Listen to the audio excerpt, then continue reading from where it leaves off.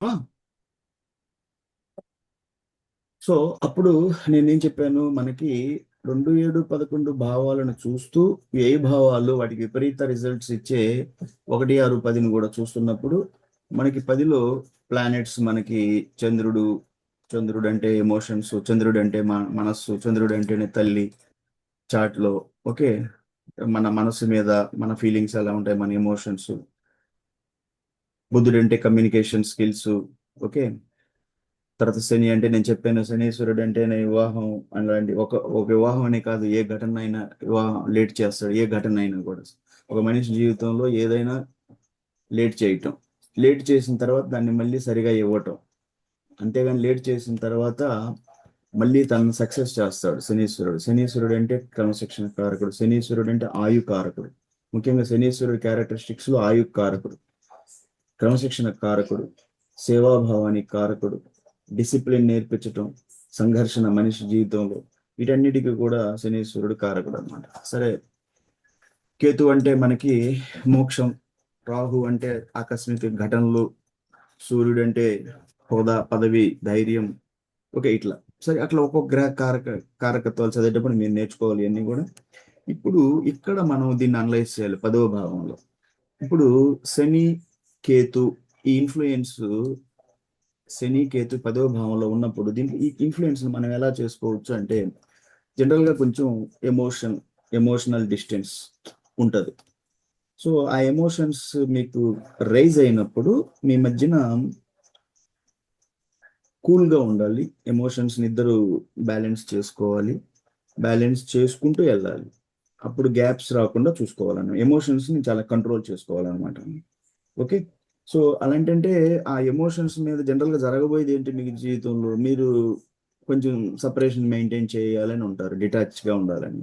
దాన్ని కాకుండా చూడాలి. ఓకే, దాన్ని ఎట్లా అంటే మళ్ళీ మాట్లాడుకోవాలి, కలుపుగోలుగా ఉండాలి, కమ్యూనికేషన్ గ్యాప్ రాకుండా చూసుకోవాలి. ఓకే, సో అది. నెక్స్ట్ వచ్చేసి ఈ 8th హౌస్. 8th హౌస్ ఎందుకు చూస్తున్నాము చెప్పాను నేను. 8th హౌస్ అంటే ఆయుష్. ఆ, ఆయుష్ గురించి. 8th హౌస్ లో చూడండి, 8th హౌస్ లో జూపిటర్ ఉన్నాడు. అంటే ఎక్కడైతే మనకి బ్రేక్ అంటే కొంచెం దూరంగా ఉండాలి, తగా మన మధ్యన వచ్చినప్పుడు సపరేట్ గా ఉండాలి అనుకుని ఉన్న 8th హౌస్ లో ఆయుష్. సరే, ఆయుష్ చెప్తుంది ఇంకా మనం, ఎందుకంటే అప్పుడు అక్కడ జూపిటర్ కనెక్ట్ అయినాడు. సో ఈ జూపిటర్ ఏమవుతాడు అంటే, మీకు ఈ మధ్యలో మీకు వస్తున్న గ్యాప్ వస్తుంది కదా, జూపిటర్ ఇక్కడ ప్రొటెక్ట్ చేస్తాడు. అంటే 6 అంటే తగాదాలు, 8 అంటే బ్రేక్ గా కొంచెం బ్రేక్ అవ్వాలని, 12 అంటే సపరేషన్ గా ఉండాలి, దూరంగా ఉండాలి. సో 8లో జూపిటర్, నేను వివాహం సంబంధం చూస్తున్నాను, ఆయుష్ చూడటం లేదు కదా, ఆయుష్కి వచ్చినప్పుడు చెప్తాను. సో ఇక్కడ జూపిటర్ ఉండటం వల్ల ఏమవుతుందంటే మనకి చాలా ప్రొటెక్ట్ చేస్తాడు. ఏ రకంగా ప్రొటెక్ట్ చేస్తాడు, ఆ మ్యారేజ్ లాంజివిటీ. లాంజివిటీ అంటే ఎక్కువ స్టెబిలిటీ, స్థిరత్వం తీసుకురావడానికి, మీకు వచ్చే ప్రాబ్లమ్స్ నుంచి రికవర్ కావడానికి జూపిటర్ చాలా. 8లో ఇక్కడ ఉన్నాడు. దీన్ని అంటారు బి అంటే అక్యుపేషన్. 8లో స్థితి అయి ఉన్నాడు ఆయన. 8లో స్థితి అయి ఉన్నాడు అంటే మీరు చార్ట్లోకి వెళ్తే 8వ భావంలో జూపిటరు 22 డిగ్రీల దగ్గర ఉన్నాడు. అంటే మనకి 8వ భావం 16 డిగ్రీల దగ్గర స్టార్ట్ అవుతుంది. 16 డిగ్రీల 55 నిమిషాల 52 సెకండ్లు. జూపిటర్ 22 డిగ్రీలు అంటే 8వ భావము కస్ప్. కస్ప్ అంటే మొదటి డిగ్రీలని కస్ప్ అంటారు, మొదటి. సో కస్ప్ స్టార్ట్ అయిన తర్వాత ఉన్నాడు. అంటే 6 డిగ్రీల తర్వాత జూపిటర్ ఉన్నాడు కాబట్టి 8వ భావంలోకి వస్తారు. సో కరెక్ట్ గానే వాళ్ళు చెప్తూ రాసింది సాఫ్ట్వేర్ దాన్ని. సో 8వ భావంతో జూపిటర్ కనెక్ట్ అయ్యాడు. ఇది రాశి అధిపతి. 8వ భావం మన రాశి ఏంటిది, అది 8వ భావం మీకు చెప్పాను నేను. 8వ భావం అంటే ఏంటిది, ధనురాశి. 8వ భావం అంటే ఆయుస్థానాన్ని చెప్పే ధనురాశి. అధిపతి ఎవరు, గురువు. సో రాశి అధిపతి బిఎల్ అంటే భావ, లార్డ్. ఓకే, ఆ భావంలో స్థితి అయిన గ్రహము గురువు. ఆ ఆ నక్షత్రాల్లో, గురు నక్షత్రాల్లో ఉన్న గ్రహాలు ఎక్కడ రాస్తారు, ఏలో రాయాలి. గురు నక్షత్రాలు ఏంటివి, మీరు వెళ్ళి చూడండి. గురు నక్షత్రాలు ఏ ఉండవు, లేవు కాబట్టి అక్కడ రాయలేదు. నక్షత్రాల్లో గురువు ఏ ఎక్కడ లేడు, లేడు కాబట్టి ఇవన్నీ నక్షత్రాల అధిపతులు. మీరు గ్రహాలు చూసుకుంటే సరిపోతుంది. ఇప్పుడు గురువు ఎక్కడా లేడు. శని, శుక్రుడు, కుజుడు, శని, చంద్రుడు, గురువు ఎక్కడ లేడు, అందుకని అక్కడ రాయలేదు. ఓకే, 8లో స్థితి అయిన గ్రహం జూపిటర్. అక్కడ జూపిటర్ నక్షత్రాల్లో మనకి మనకి ఆ నక్షత్రాల్లో ఏ గ్రహము అనేది లేదు కాబట్టి రాయలేదు, తీసేద్దాం. నెక్స్ట్, ఇప్పుడు ఈ 8వ భావానికి కనెక్ట్ అయిన జూపిటర్ బిలో అంటే అక్యుపెంట్, చాలా స్ట్రాంగ్ 75% ప్రొటెక్టర్. ఇక్కడ వచ్చి 25% భావాలు ఆడు కాబట్టి 8వ భావానికి ఇతను మనకి ఈ మ్యారేజ్ ని స్థిరంగా ఉండేదానికి, ఏదైనా చిన్న చిన్న ఇష్యూలు జరిగితే దాన్ని రికవర్ చేసుకోవడానికి ఇక్కడ గురువు మనకి సపోర్ట్ చేస్తారు. నెక్స్ట్ వచ్చేసి మనం ఇంకా చూడాలి, ఇట్లా ఇట్లా డీప్ అనలైసిస్ ఉంటుంది. మీరు ఈ రికార్డు నేను పంపించాను అంటే చూడండి, నేను స్టార్టింగ్ నుంచి చెప్తానే ఉంటాను. మీరు చెప్పేది నేను చెప్పేది ఒకసారి అనలైజ్ చేసి కొంచెం అన్న సొసైటీలో బాధ్యతగా మెలగండి. అంతేగాని మీరు సబ్జెక్ట్ నేర్చుకోండి. తల్లి అనంతకోటి బ్రహ్మాండ నాయకి జగన్మాత ఆదిశక్తి పరాశక్తి శ్రీ బాలా త్రిపుర సుందరి దేవి అమ్మ, ఆమెనే శ్రీ రాజరాజేశ్వరి దేవి అమ్మ అంటారు, శ్రీ లలిత, ఆమెని అనంతకోటి బ్రహ్మాండ నాయకి ఎన్నో పేర్లతో పిలుస్తారు. జ్ఞానం ఎవరు సొత్తు కాదు, నేర్చుకోండి, కష్టపడండి. వచ్చి రాని జ్ఞానంతో ముఖ్య జీవితంలో మనిషికి రెండే ఉంటాయి కళలు, ఇల్లు కట్టి చూడు, పెళ్లి చేసి చూడు. అలాంటి కళల్ని మీరు చీరాని జ్యోతిష్యంతో చెప్పి పెళ్లిళ్ళు చెడగొడతా ఉంటే ఈ అమాయకమైన తల్లి, వాళ్ళ తప్పే ఉంది, మీ దగ్గరకు వస్తారు. ఇప్పుడు జనరల్ గా నమ్మే వాళ్ళు మీ దగ్గరకు వస్తారు, వాళ్ళకి తెలుసా మీకు వచ్చో రాదో అని, తెలియదు కదా, మీరు చెప్పింది నమ్ముతారు. కాబట్టి నేర్చుకోండి, ఏదైనా పొరపాట్లు చేస్తే దిద్దుకోండి. అంతేగాని నాకు ఇదే వచ్చు, నేనే కరెక్టు, నేను చెప్పిందే కరెక్టు, ఎలిక పిల్లని తీసేయటం, నో, అట్లా జరగదు. సరే, ఇప్పుడు మనం ఏం చూద్దాము అంటే, ఇంకా మనకి వివాహానికి కారకుడు ఎవరు? శుక్రుడు. శుక్రుడు ఎక్కడ ఉన్నాడు? 5వ హౌస్ లో ఉన్నాడా శుక్రుడు? స్ట్రాంగ్ గా ఉన్నాడు. ఇదేంటిది 5వ హౌస్ అంటే? 5వ హౌస్ అంటే ప్రేమ, అంటే జనరల్ గా పుత్ర స్థానం అంటారు. కానీ మనకి ఇక్కడ వివాహానికి సంబంధించేటప్పుడు మనం ప్రేమ, వాళ్ళ మధ్యన ఒక ప్రేమ అనేది ఏం చెప్తుంది అంటే, ఒక రొమాన్స్, ప్రేమ అనేది శుక్రుడు 5వ భావంలో బిలో ఉంటాం. బి అంటే ఏంటి? 5వ భావంలో స్థితి అయి ఉన్నాడు అతను, అక్యుపెంట్ గా ఉన్నాడు, అంటే 75% సిగ్నిఫికేటర్ గా ఉన్నప్పుడు ఇతను మనకి వాళ్ళిద్దరి మధ్యన ఒక ప్రేమ, రొమాన్స్, ఒక బాండింగ్, గుడ్ బాండింగ్ అనేది ఇనిషియల్ గా తయారవుతుంది అని చెప్తారు. ఓకే, సో నెక్స్ట్ వచ్చేసి మనకి కుజుడు గురించి మనం ఇందాక చెప్పినప్పుడు జనరల్ గా కుజుడు కాన్ఫ్లిక్ట్ చేస్తాడు. అది ఎందుకు అంటే ఆ గ్రహ కారకత్వాల్లోనే ఉన్నాయి అన్నమాట. కుజుడు ఎక్కడ ఉన్నాడు? 4లో ఉన్నాడు. ఓకే, మనకి ఇందాక నుంచి చూసుకొని వస్తే వ్యయ భావాలు, ఒక ఘటనకి, ఒక ఘటన, వివాహం అంటే ఒక ఘటన, ఆ ఘటనకి కారకత్వం నుంచి 2, 7, 11 మెయిన్ హౌసెస్, సపోర్టింగ్ హౌస్ చూసుకుంటూ వాటికి విపరీత రిజల్ట్స్ ఇచ్చే ప్రతి భావానికి 12వ భావం లెక్కేసినప్పుడు మనకి, నాకు 1, 6, 10 వచ్చాయి. దాంట్లో చూస్తా మళ్ళీ 4 అంటే మనకి గృహం. 4 అంటే ఏం చెప్తుంది? జనరల్ గా మాతృస్థానం, తల్లి స్థానం, గృహము, వాహనాలు, ప్రైమరీ ఎడ్యుకేషను, ఈ అన్ని 4వ భావం చెప్తాయి. ఇంకా మీరు బ్రహ్మశ్రీ ముల్లపూడి లీలా కృష్ణమూర్తి శాస్త్రి గారి సర్వార్థ చంద్రిక మొదటి భాగం చదివితే, మొన్న జరిగింది క్లాస్, రికార్డ్ అయింది, నేను ఇంకా గ్రూప్ లో పెట్టలేదు, పెడతాను. దాంట్లో ఒక్కొక్క భావకారకత్వాలు ఎన్నో ఇచ్చున్నాడు. అవన్నీ మనం చూడాలంటే కుదరదు, వివాహానికి మెయిన్ కావాల్సింది. సో ఇక్కడ కుజుడు 4వ భావంలో ఉన్నప్పుడు దాన్ని ఏమంటారు మనకి? గృహం. సో ఇక్కడ రాహుతో కలిసి ఉన్నాడు. ఈ రాహు కుజ ఇన్ఫ్లుయెన్స్ ఎలా ఉంటది? మనకి ఏం చెప్తుంది అంటే, జనరల్ గా గృహము అన్నప్పుడు ఇలాంటివి ఉన్నప్పుడు జనరల్ గా నేను చెప్పినప్పుడు ఈగో క్లాషెస్ ఇవన్నీ చెప్పుకుంటూ వచ్చాను కదా, మిస్అండర్స్టాండింగ్స్ ఉంటాయి.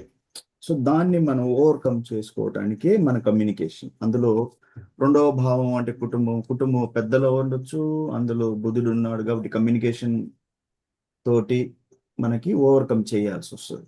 అది మైండ్ లో పెట్టుకోవాలి.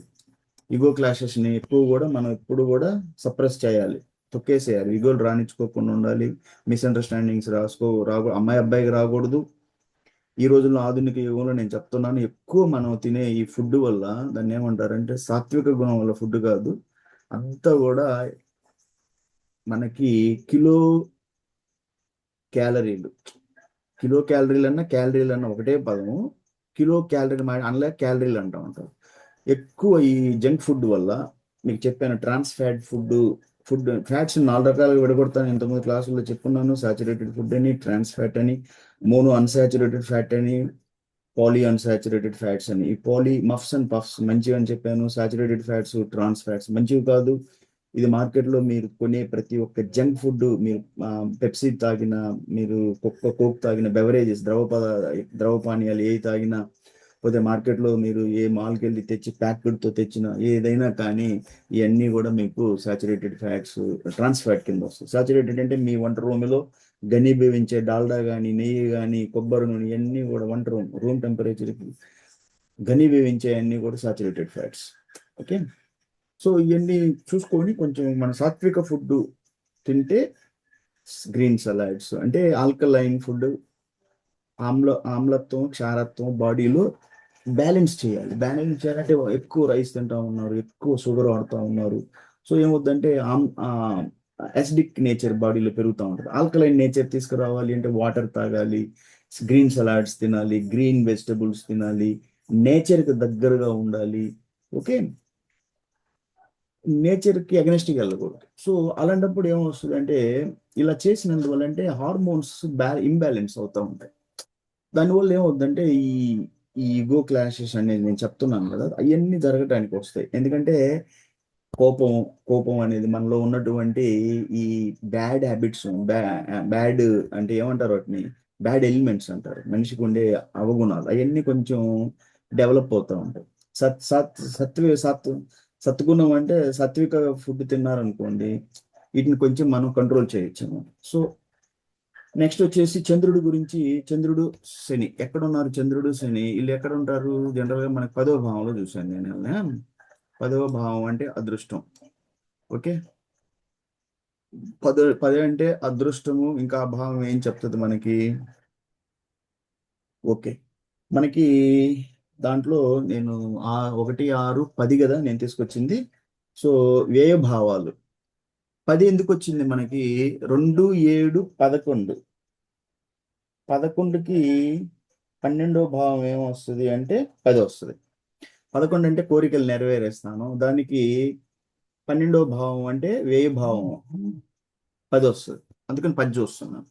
ఇది ఎవరన్నా అడిగారు అంటే ఎందుకు చూస్తున్నారు సార్ 1, 6, 10 అంటే, ఏ అయితే మనకి వివాహానికి కదా ఒక ఈవెంట్, ఇక్కడ వివాహం, ఇంకొక ఈవెంట్ తీసుకుంటే పుత్రయోగం, ఇంకొక ఈవెంట్ తీసుకుంటే ఆయుయోగం, ఇంకొక ఈవెంట్ తీసుకుంటే ఉద్యోగం, ప్రమోషన్, ఇట్లా ఒక్కొక్క ఈవెంట్ కి ఉంటది. ఇక్కడ మనం 2, 7, 11 అనే ఈ హౌసెస్ తీసుకున్నప్పుడు వీటికి విపరీత రిజల్ట్స్ ఇచ్చే ఆ భావం నుంచి 12వ భావం, ఇప్పుడు 11 అంటే కోరికలు నెరవేరే భావం కదా, దానికి 12వ భావం అంటే 10 వస్తుంది. 11కి జస్ట్ 11 నుంచి మనం లెక్కేసుకుంటా వస్తే మనకి ఈ బాబుకి వృషభ లగ్నానికి 11వ భావం ఏం వస్తుంది? మీనం వస్తుంది. మీ చాట్లోకి వెళ్తే ఆ మీనం 11వ భావం ఇది కాబట్టి మీనం, 11 మీనం వస్తుంది.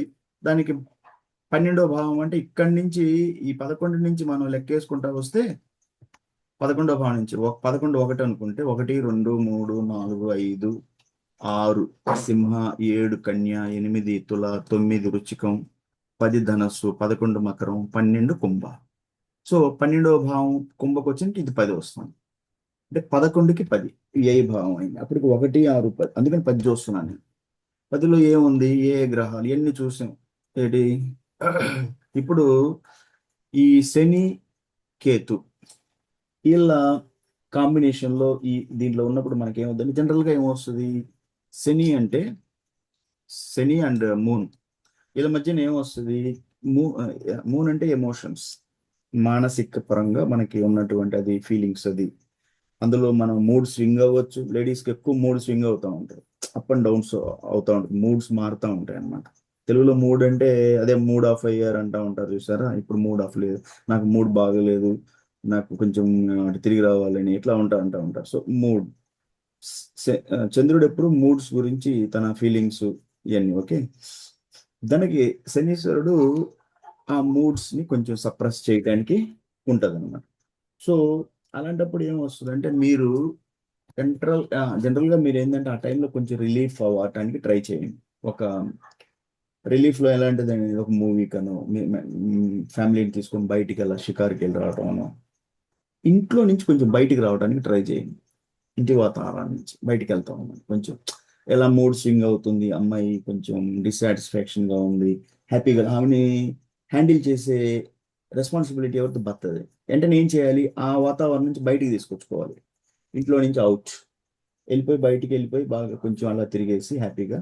ఎందుకనంటే నాలుగు గోడల మధ్యన ఉండే వాతావరణం వేరు, బయటికి వెళ్ళేసి తిరగటం వేరు. ఇంకా ముఖ్యంగా అయితే మార్నింగ్ అండ్ ఈవినింగ్ ఎక్సర్సైజ్ చేసేవాళ్ళు ఆ, ఈ మన రూమ్ టెంపరేచర్ నుంచి బయటకు వచ్చి బయట టెంపరేచర్కి ప్రకృతికి దగ్గరగా తిరిగి రావడం, వాకింగ్ చేయడం, ఇట్లా వస్తుందంటే మీ లైఫ్లో కొంచెం చాలా బాగుంటుంది అన్నమాట. ఇది ప్రతి ఒక్కరికి అప్లికబుల్, ఒకరికే కాదు. కాబట్టి ఇది ఒకటి.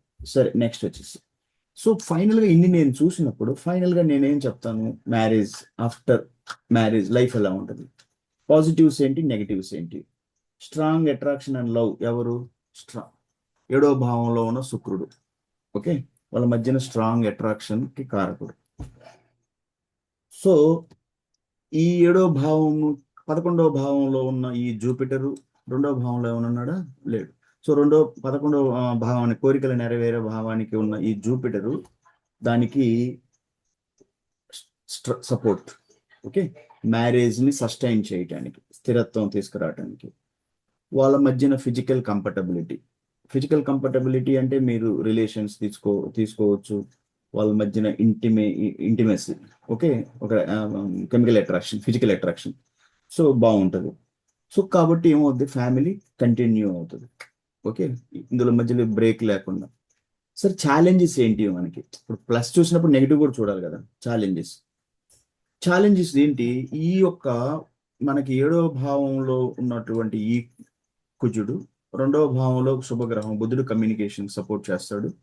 సో ఈ కుజుడు ఏడులో కుజుడు వల్ల తర్వాత వ్యయ భావాలు, వీటికి విపరీత భావాల్లో కుజుడు మళ్ళీ కనెక్ట్ అవడం, మళ్ళీ జూపిటర్ ఇక్కడ కనెక్ట్ అయ్యాడు. అంటే ఏ కుజుడు నీకు కొంచెం ఆర్గ్యుమెంట్స్ చేయాలి అని చూస్తాడో అక్కడ మళ్ళీ జూపిటర్ ఉన్నాడు, కాబట్టి బ్యాలెన్స్ చేస్తాడు. ఎక్కడ కుజుడు ఉన్నాడు అక్కడ జూపిటర్ ఉన్నాడు, మళ్ళీ అక్కడే శుక్రుడు ఉన్నాడు. శుక్రుడు అంటే రొమాన్స్, వాళ్ళ మధ్యన ఒక అట్రాక్షన్. ఓకే, నెక్స్ట్ 6లో ఏ ఏ కుజుడు ఉన్నాడు కొంచెం డిస్టర్బెన్సెస్ తీసుకురావడానికి, అక్కడ జూపిటర్ ప్రొటెక్షన్ గా, మళ్ళీ అక్కడ శుక్రుడు ఉన్నాడు. ఓకే, బుధుడు ఉన్నాడు 6లో, ఏంటి మెర్క్యూరీ కమ్యూనికేషన్స్. సో మనకి జనరల్ గా నేను ఏం చెప్తాను అంటే, ఈ ఈగో క్లాషెస్ ఇలాంటివి జరిగినప్పుడు ఈ ఎమోషనల్ ఫీలింగ్స్, ఎందుకంటే ఇక్కడ శని చంద్రుడు వీళ్ళ కాంబినేషన్ లో ఉన్నప్పుడు దాన్ని మనం చెప్పాను, దాన్ని ఎలా బ్యాలెన్స్ చేసుకోవాలి అన్నది. మనం జనరల్ గా ఆ మూడ్స్ ని కంట్రోల్ చేసి ఇద్దరి చేతుల్లో ఉంటుంది, ఒక హస్బెండ్ అండ్ వైఫ్ ఇద్దరి చేతుల్లో ఉంటుంది. ఓకే, ఇద్దరు మెచ్యూర్డ్ టెక్నికల్ లిటరేట్స్ గా ఉన్నప్పుడు ఇది బ్యాలెన్స్ చేయాలి. ప్రతి ఒక్కరు, ఇది వీళ్ళకే కాదు, ఇది ప్రతి ఒక్కరి జీవితంలో ఉంటాయి. దాన్ని హ్యాండిల్ చేసే కెపబిలిటీ ప్రతి ఒక్కరిలో ఉండదు, అమ్మాయిలో ఉండాలి, అబ్బాయిలో ఉండాలి. అంతే, మూడ్ ఆఫ్ అయిపోయి కూర్చున్నాను ఇంకా అంతే, నేను మూడ్ ఆఫ్, ఇంకా రోజంతా మూడ్ ఆఫ్, ఇంకా బెడ్ ఎక్కానంటే ఇంకా 2 రోజులు లేదు. So that is very sad కండి, అలా చేసుకోకూడదు లైఫ్ అనేది. మ్యారేజ్ అనేది ఒక పవిత్ర బంధం, హ్యాపీ. దాన్ని బ్యాలెన్స్ చేసేది ప్రతి ఒక్కరి చేతుల్లో ఉంటుంది. అబ్బాయి చేతుల్లో ఉంటుంది, అమ్మాయి చేతుల్లో ఉంటుంది, అమ్మాయి తల్లిదండ్రుల చేతుల్లో ఉంటుంది, అబ్బాయి తల్లిదండ్రుల చేతుల్లో ఉంటుంది. ఎందుకు, వీళ్ళు చిన్నది ఏదైనా ఇష్యూ వస్తే దీన్ని వీళ్ళు మధ్యలో ఫ్యూలింగ్ చేస్తారు. ఫ్యూలింగ్ చేయటం అంటే ఏమంటారు, కొంచెం నిప్పు వేయటం అన్నమాట. మా అమ్మాయిని అలా అన్నాడా, ఈ అమ్మాయి ఇంట్లో జరిగేదంతా తల్లిదండ్రులు ఫోన్ చేసి చెప్పకూడదు అట్లా. మీ ఇంట్లో జరిగేది మీ ఫ్యామిలీ సపరేట్ అయిపోయారు. ఇప్పుడు అంత సీరియస్ ఇష్యూస్ అయ్యి మీకేదో అంత మిమ్మల్ని ఒక సాడిస్టిక్ మెంటాలిటీ ఎవరైనా అంటే తప్పుడు చెప్పాలి, అంతేగాని చిన్న చిన్న ఇష్యూలకి చెప్పకూడదు. సో అలాంటప్పుడు ఏంటంటే మీరు ఆ సైలెన్స్ బ్రేకప్ చేసుకుంటూ కమ్యూనికేషన్ ఫిల్అప్ చేసి మళ్ళీ లైఫ్ ని స్టేబుల్ చేసి, మీకు గురువు ఇక్కడ సపోర్ట్ చేస్తాడు. ఓకే, ఎక్కడైతే మనం వ్యయ భావాలు విపరీత భావాల్లో ఎక్కడైతే కుజుడు ఉన్నా అక్కడ మళ్ళీ జూపిటర్ కూడా కనెక్ట్ అవుతున్నాడు, కాబట్టి జూపిటర్ సపోర్ట్ చేస్తాడు.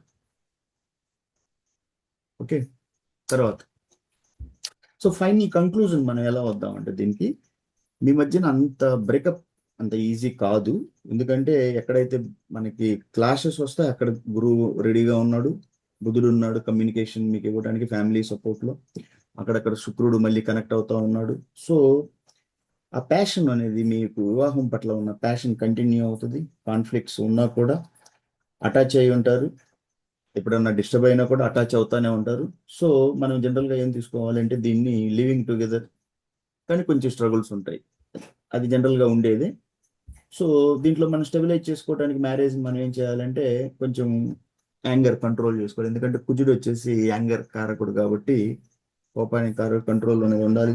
అది ప్రతి ఒక్కరికి, మనకే ఈ చాటే కాదు ఏ చాట్లో కూడా ప్రతి ఒక్కరి జీవితంలో కోపాన్ని కంట్రోల్ చేసే కెపాబిలిటీ ఎప్పుడు వస్తుందంటే మీరు ఫిజికల్ ఫిట్నెస్ అనేది ఉండాలి. బాడీలో మీరు టాక్సిన్స్ జనరేట్ కాకుండా బాడీలో హెల్తీ లైఫ్ స్టైల్లోకి వెళ్తా ఉన్నారు అంటే తప్పనిసరిగా బాడీ కంట్రోల్లో ఉంటుంది అన్నమాట. ఇది నా ప్రామిస్. ఎందుకంటే ఆర్మీలో 30 years చేశాను, ఒక ఫిజికల్ ఇన్స్ట్రక్టర్గా పనిచేశాను. ఎంతో మంది సోల్జర్స్ని ఎన్నో సెక్షన్స్, ఒక 200 మ్యాక్సిమం చిన్న చిన్న సెక్షన్లు హ్యాండిల్ చేసినప్పుడు 50, మ్యాక్సిమం సెక్షన్ 200. ఫిజికల్ ట్రైనర్గా, ఒక టెక్నికల్ ఇంజనీర్గా ఎన్నో లైఫ్ చూశాను నేను. ఎక్సర్సైజ్ చేశాను, డెజర్ట్లో, థార్ డెజర్ట్లో మౌంటైన్ క్లైంబింగ్ చేశాను. సో ఇవన్నీ చేసినప్పుడు నా లైఫ్లో మీకు ఏం చెప్తాను అంటే బ్యాలెన్స్ చేయాలంటే మన బాడీని ఎప్పుడు కంట్రోల్లో ఉంచాలి. ఫుడ్ కంట్రోల్ అనేది చాలా important. Very non vegetarian food తినకూడదు ఎక్కువ. ఓకే, బాడీకి ఎంతవరకు కావాలో ప్రోటీన్స్, ఓకే నేను ఒప్పుకుంటాను ప్రోటీన్స్ కావాలి. అందులో ఎనిమల్ ప్రోటీన్స్ నా అనేది వెజిటేరియన్ ప్రోటీన్స్, మన పప్పుల్లో చాలా ప్రోటీన్స్ దొరుకుతాయి. కాబట్టి ఎక్కువ నాన్ వెజ్ అనేది బాడీకి అలవాటు చేసుకోకుండా బ్యాలెన్స్డ్గా వెళ్ళండి. సో ఫైనల్గా వన్ లైన్లో నేను చెప్పేది ఏంటంటే ఈ శుక్రుడు స్ట్రాంగ్గా ఉంటాం. ఓకే, ఈ కంట్రోల్ చేస్తారు శుక్రుడు, గురువు అక్కడక్కడ వీళ్ళతో పాటు గురువు కనెక్ట్ అవుతున్నాడు కాబట్టి వేయ భావాలకి. సో ఫైనల్గా నేనేమనుకుంటా అంటే ఈ మ్యారేజ్ సస్టైన్ అవుతుంది.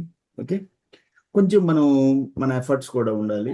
బ్రేక్ వస్తే బ్రేక్ పడకూడదు, దాని కమ్యూనికేషన్ తోటి ఫుల్ఫిల్ చేసుకోవాలి. Cold war నడుపుకోకూడదు.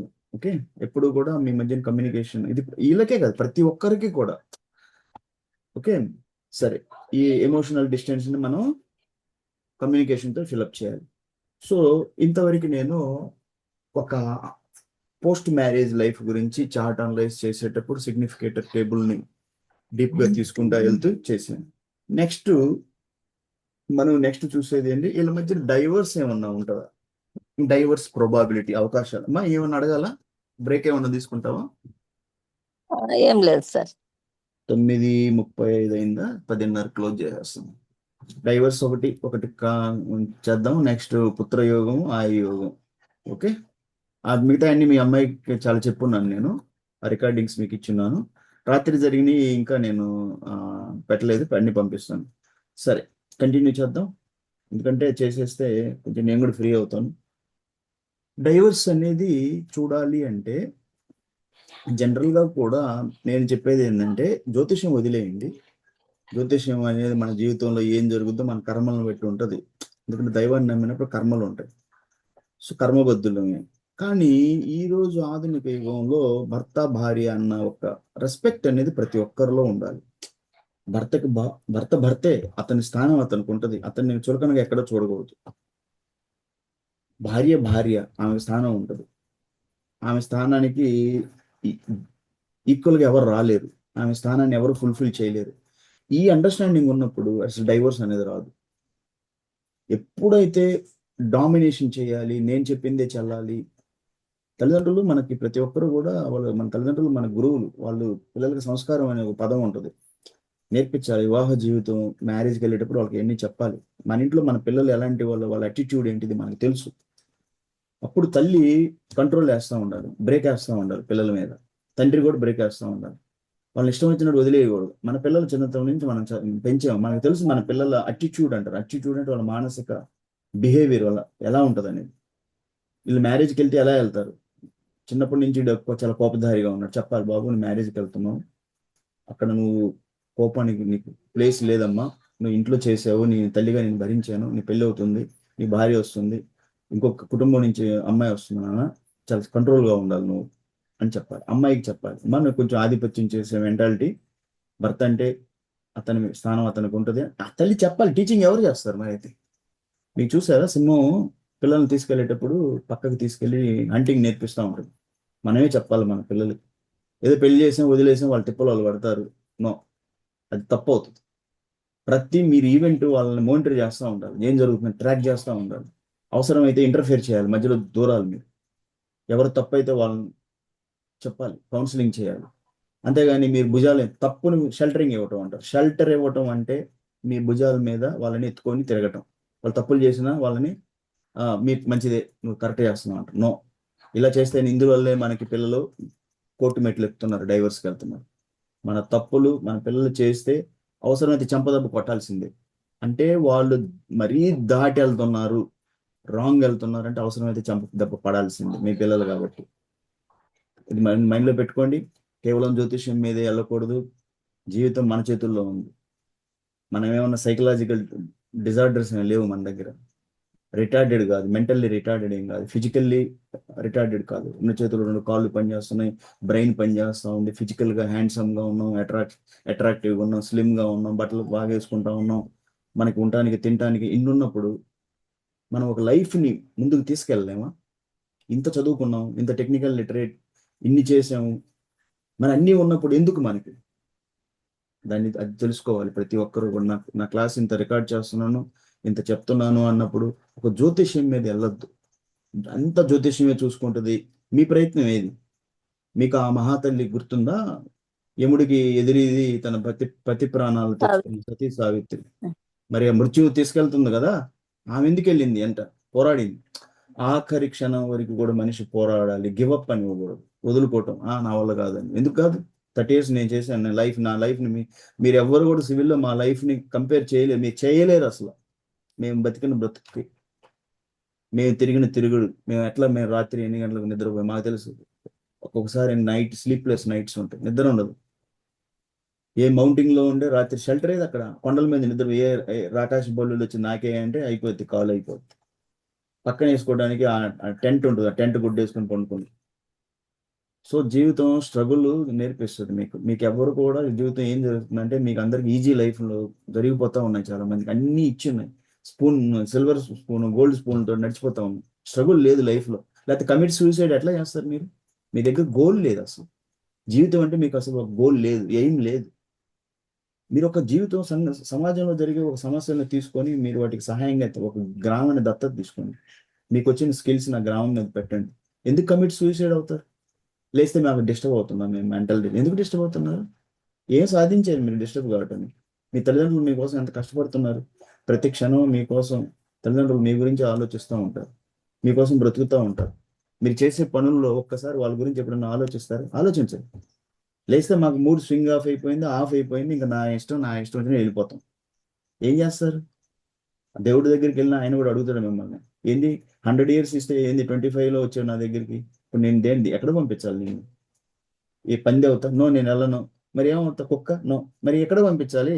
84 లక్షల జీవరాశులు ఎక్కడ ఇదేంట్లో అన్నిటికన్నా ఉత్తమమైన జన్మలు మానవ జన్మలు నేను పంపించాను, అది నువ్వు వద్దని నాకు వెనక్కి వచ్చావు, రిటర్న్ వచ్చావు. 100 years బతకాలి, నీ దగ్గర ఒక ఎయిమ్ లేదు, ఒక గోల్ లేదు, ఎగిరిన గాలిపటంలాగా తిరిగావు, నీ ఎమోషన్స్ మీద నీ కంట్రోల్ లేవు. బ్యాలెన్స్ చేయి. ఒక భర్తను పట్టిస్తే అతనితో ఉండటం చేత కాదు, ఒక భార్యను పట్టిస్తే ఉండటం చేత కాదు. తల్లిదండ్రులు అందులో మధ్యలో దూరేసి దాన్ని లాగి లాగి తీసుకెళ్ళిపోతారు. లాగకూడదు. ఇది చాలా బాధ్యతతో కూడిన జీవితం. అందరూ బాధ్యతగా ఉండండి. నేను నా సంస్థలో ఒక పరిచయ వేదిక పెట్టి దానిలో ఈ కారణాలన్నీ కూడా 25 పాయింట్ల కింద తల్లిదండ్రుల బాధ్యత ఏంటి, తల్లి బాధ్యత ఏంటి, అబ్బాయి బాధ్యత ఏంటి, అమ్మాయి బాధ్యత ఏంటి, వివాహం అంటే ఇవన్నీ ముందు పంపిస్తాను నేను, చదువుకొని తెలుసుకోమని. సరే, నెక్స్ట్ ఏంటంటే వీళ్ళ మధ్యన ఒక టెక్నికల్గా చూద్దాము. డైవర్స్ అనే టాపిక్ని నెక్స్ట్ తీసుకెళ్తూ దానికి కేపిక్ ప్రకారం ఏమొస్తుంది అంటే ఏమేమి భావాలన్నా స్థానాలన్నా హౌసెస్ అన్నీ ఒకటి. ఇప్పుడు డైవర్స్ అనే పాయింట్ని కృష్ణమూర్తి ప్రకారం చూడాలి అన్నప్పుడు ఫస్ట్ మనం ఏం చూస్తామంటే డైవర్స్ కానీ సపరేషన్ కానీ ఇలా జడ్జ్ చేస్తాం. జ్యోతిష్యం అంటే డీప్ అనలైసిస్, తప్పదు అది. ఎలికపిల్లి జ్యోతిష్యం 2 నిమిషాలు చిల్లర జ్యోతిష్యం నాకు. అందుకని చాలా మంది అడుగుతారు, సార్ మాకు కేవలం అష్టగుణం కూడా ఎందుకంటే 5,000 భూషాలకి వాళ్ళని భయం కదా సార్. సింపుల్గా చెప్పేసేయండి, నో, జరిగే పని కాదు. సబ్జెక్ట్కి నేను జస్టిఫికేషన్ నా వల్ల ఉంటుంది, నాకు స్టడీ ఉంటుంది, అనలైసిస్ ఉంటుంది. అంతేగాని మీకు 2 నిమిషాల్లో ఎలికపిల్లి చెప్పడం నా వల్ల కాదు. నా దగ్గరకు వచ్చిన నేను క్లియర్గా చెప్తా ఉంటాను. మీకు నా క్లాస్లోకి రావాలి. కొంతమంది అంటారు సార్ నేను బిజీగా ఉంటాను రాలేదు. సో నీ ఇష్టం. వస్తే మీ వల్ల నాకేమవుద్దంటే మీకు ఇంత చెప్పినప్పుడు రేపు సంఘంలో సొసైటీలో మీరు నాకు సాక్ష్యం, రేపు ఎవరైనా చెప్పగలరు. ఇంత ఉంటే మీరేంటి జ్యోతిష్యం మీ పెళ్లి జడగొట్టుకుంటున్నారని మీరు చెప్పగలరు. ఫలానా వాసు యాదవ్ ఇంత చెప్పాడండి అనేసి. సరే, ఇప్పుడు మనకి డైవర్స్ గురించి, సపరేషన్ గురించి ఏ హౌసెస్ని కృష్ణమూర్తిలో చూస్తాం. ఆరో హౌస్. ఆరో హౌస్ అంటే చెప్పాను నేను ఏమంటే అది ఆరో హౌస్ అంటే డిస్ప్యూట్స్, ఓకే, క్వారల్స్, తగాదాలు, మధ్యన భేదాభిప్రాయాలు చెప్తుంది. 10వ హౌస్ దాంట్లో ఏం చెప్తుంది అంటే 10వ హౌస్ ఒక సపరేషన్ తీసుకోవాలనే డెసిషన్, లీగల్గా ఏదన్నా యాక్షన్, ఇలాంటివి. 12వ హౌస్ అది కూడా సపరేషన్, దూరంగా అంటే ఇద్దరు దూరంగా జరిగి బ్రతకటం, ఓకే. 10వ హౌస్లో సపరేషన్ అని ఉండాలి అని ఒక డెసిషన్ తీసుకోవటం. 12వ హౌస్లో అసలు మెంటల్గా సపరేషన్గా దూరంగా ఉండాలి అనేది జరుగుతుంది 12వ హౌస్. సో ఇందులో మనకి వీటికి అపోజిట్ హౌసెస్ ఏటికి, ఈ 2, 7, 11కి అపోజిట్ హౌసెస్ ఏంటేంటి? 1, 6, 10. 1, 6, 10. సో ఇక్కడ వచ్చిన 6, 10 దాంట్లోనే ఉన్నాయి. అంటే 2, 7, 11కి వివాహానికి సంబంధించిన వ్యయ స్థానాలు అంటే 12 లెక్కేసినప్పుడు వచ్చిన 1, 6, 10లో ఈ డైవర్స్లో 6, 10, 12 ఉన్నాయి, ఓకే, 12 ఎక్స్ట్రా. సో 2, 7, 11 వివాహాన్ని నిలబెడతాయి అన్నప్పుడు 1, ఈ 6, 10, 12 ఇవన్నీ కూడా అపోజిట్ హౌసెస్ అవుతాయి. సో వాటి ప్రకారం మనం మళ్ళీ చెక్ చేద్దాం. 7వ హౌస్ మ్యారేజ్ అంటే 7వ హౌస్ స్ట్రెంగ్త్ మొదట మనం చూసుకున్నాం.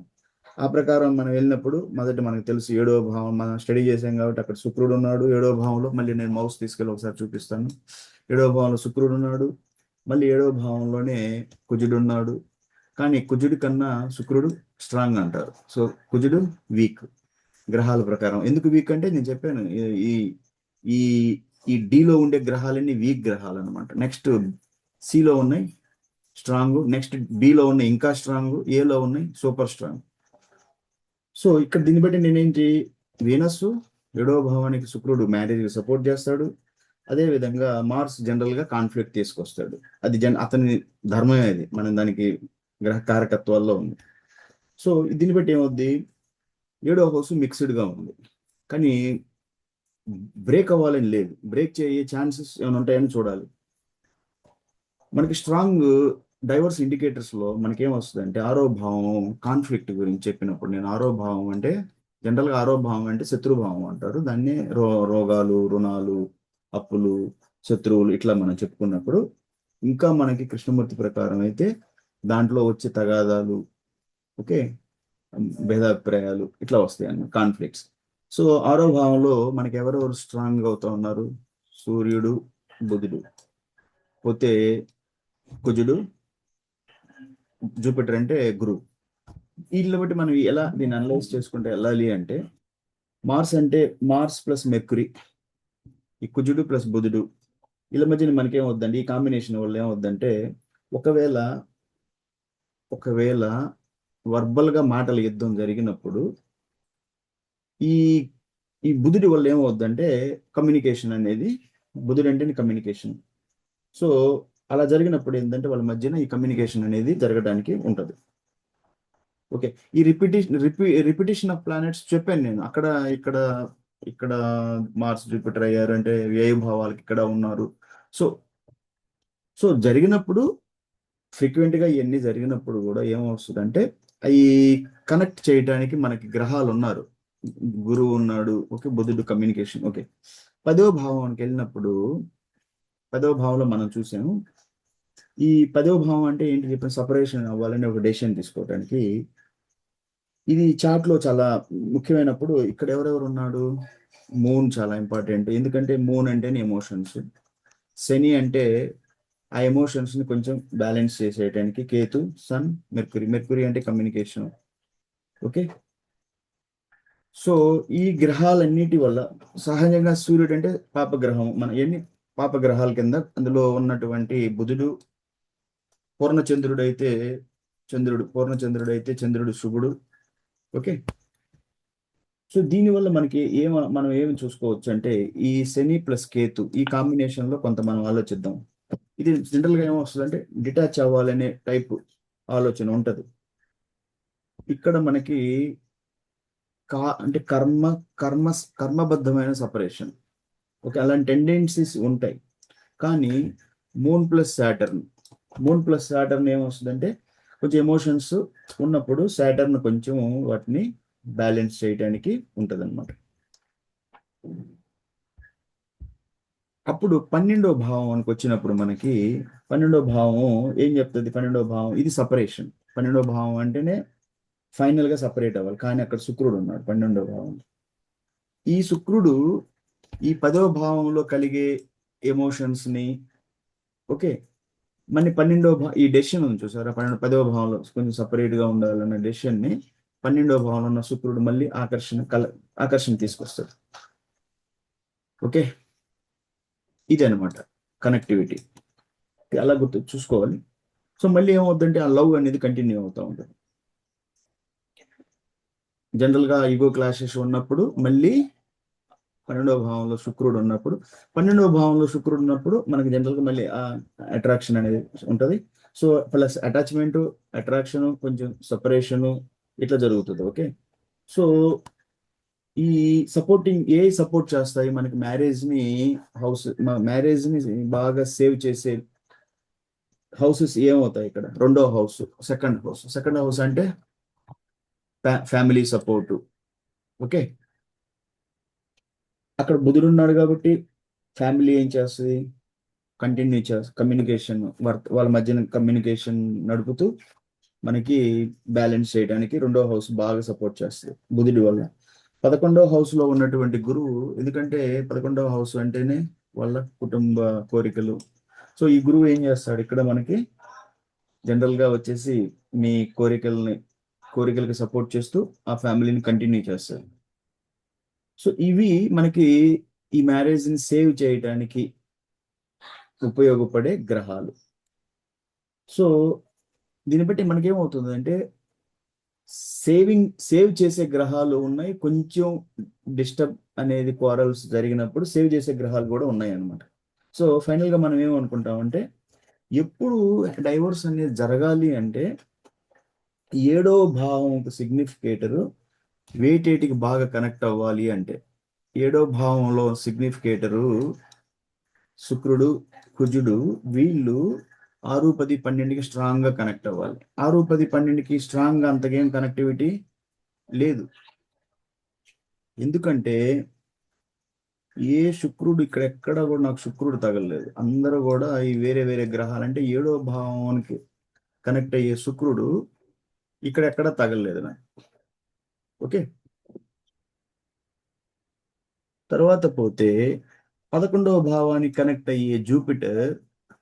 ఓకే, ఈ 10లో ఎక్కడ నాకు జూపిటర్ తగలలేదు. సో ఇవన్నీ మాకేం వస్తాయి అంటే ఇవన్నీ కూడా వీళ్ళు ఈ 7వ భావంలో కనెక్ట్ అయిన సిగ్నిఫికేటర్స్ వీటికి కనెక్ట్ కావటం లేదు. సో దాన్ని బట్టి నాకు మైండ్ ఏం చెప్తుంది అంటే 6, 10, 12లో కొంచెం మనకు డిస్టర్బెన్స్ చూసినా, అంటే 6 అంటే నేను చెప్పాను తగాదాలు, 10 అంటే ఏ భావాలు అయితే 2, 7, 11 మనకి వివాహానికి సపోర్ట్ చేస్తా, దానికి స్ట్రైట్ గా విపరీత భావాలు 6 అంటే 12, అక్కడి నుంచి 12 లెక్కేసుకుంటే భావాలు వస్తాయి. సో ఆ 6, 10, 12 అంటే సపరేట్ గా మనకి వచ్చేసి సపరేషన్ అని చెప్పింది కాబట్టి అలా ఉన్నా కూడా 2, 11 కూడా స్ట్రాంగ్ గానే ఉన్నాయి.